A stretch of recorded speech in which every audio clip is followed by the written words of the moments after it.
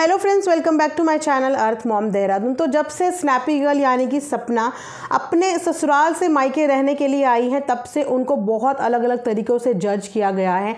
जहाँ पे कुछ लोग उनकी सास के लिए सिंपैथी दिखा रहे थे, वहीं पे कुछ लोग सपना के लिए सिंपैथी दिखा रहे थे। लेकिन इन सब सवालों से और इन सब एलिगेशन से कहीं ना कहीं सपना परेशान हो गई थी।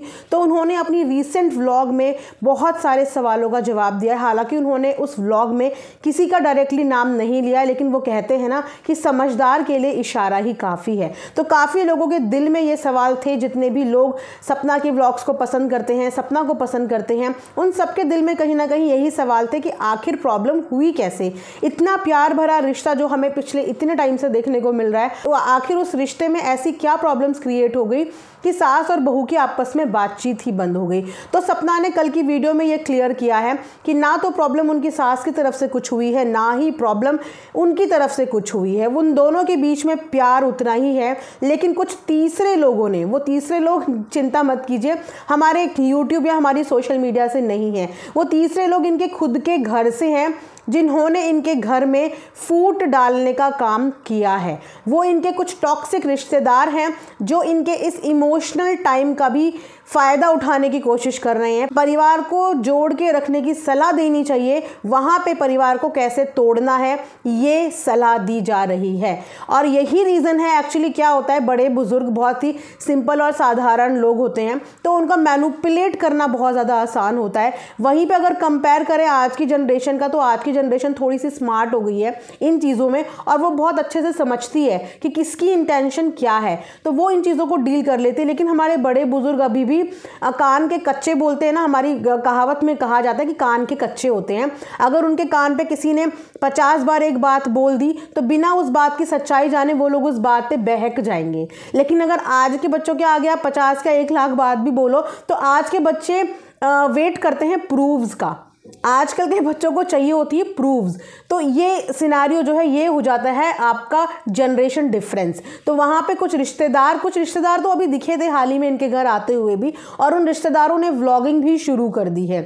थंबनेल पे मैंने जो पिक्चर लगाई है, ये हो सकता है इनके वही रिश्तेदार हैं जिनके आने की वजह से इनके घर में फूट बन गई है, जिनके घर में लड़ाई झगड़े का माहौल बन गया है। तो मुझे ऐसा लगता है कि ऐसे रिश्तेदारों को हैंडल करने का एक ही तरीका होता है कि ये जितना आप लोगों को दूर करने की कोशिश करें ना, आप उतना और क्लोज आओ। इन लोगों की अपने आप ही जल जाएगी। मुझे समझ में नहीं आता कि कहाँ से ऐसे लोग दुनिया में आते हैं जिन्हें दिख रहा है कि इस परिवार में सहारे के नाम पे सपना के पास उसके सास ससुर हैं और उनके सास ससुर के पास सपना है।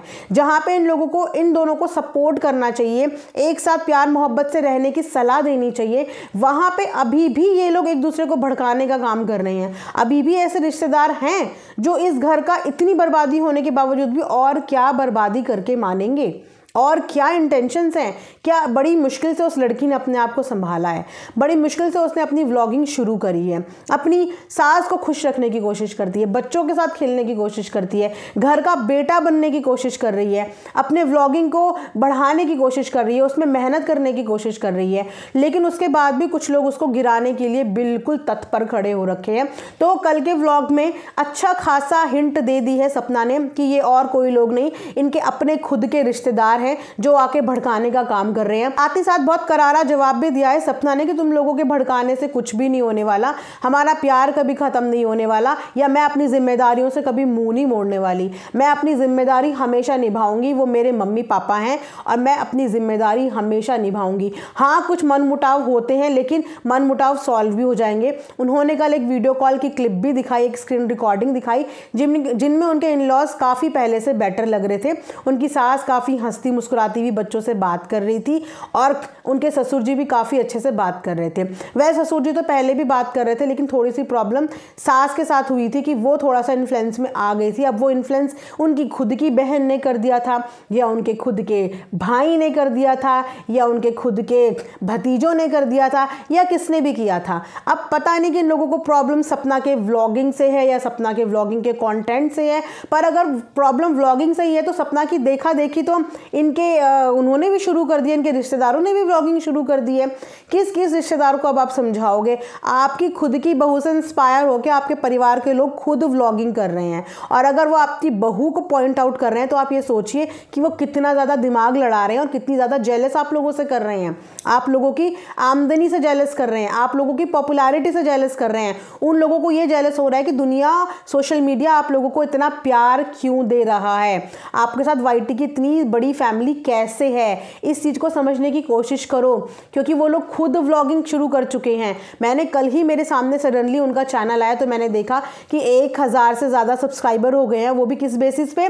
सपना की लाइफ के बेसिस पे, यानी कि सूरज भैया और राजवीर भैया की पिक्चर दिखाना, पहले की एल्बम्स दिखाना, कभी बुआ जी को दिखा देना, कभी बुआ जी की बात कर देना।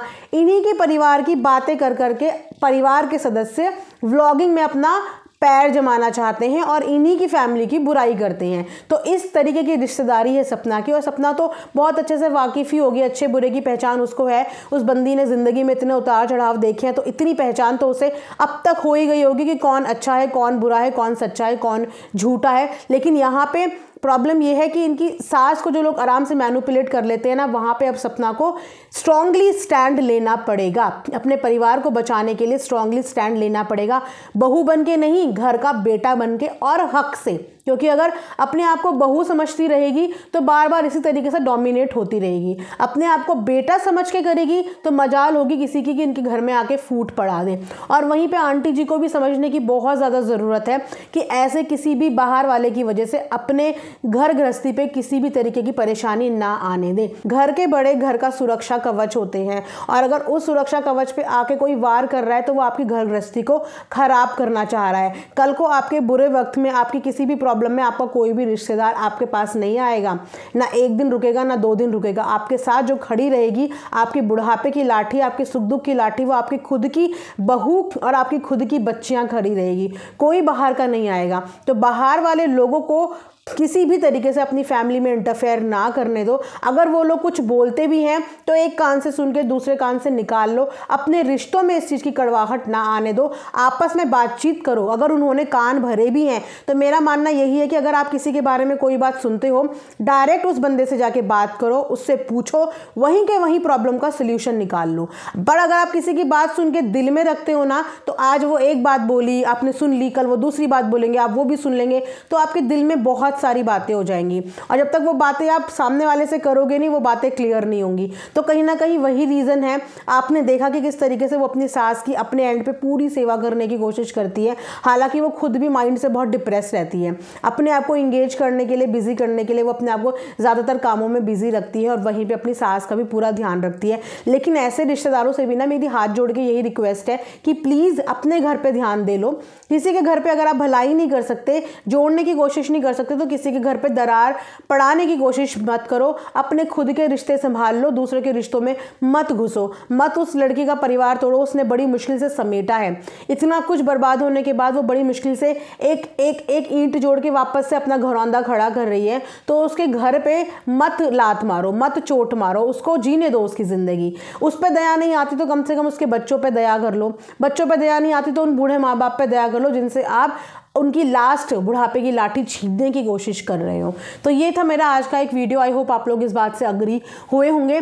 जितना हो सके इनकी सास को समझाने की पूरी कोशिश करो, इनकी बहू को समझाने की पूरी कोशिश करो, लेकिन विदाउट नेगेटिव कमेंट्स। एक अच्छी सरल भाषा में समझाने की कोशिश करो। कभी कभी क्या होता है ना कि अपनों की बातें समझ में नहीं आती, हम अपनों को कितना भी समझाने की कोशिश करेंगे नहीं समझ में आता, लेकिन अगर वही बात हमें दूसरे समझाते हैं ना तो हमें बहुत अच्छे से समझ में आता है। तो अब यूट्यूब भी एक फैमिली होती है, एक व्लॉगर के लिए, एक यूट्यूबर के लिए एक फैमिली होती है।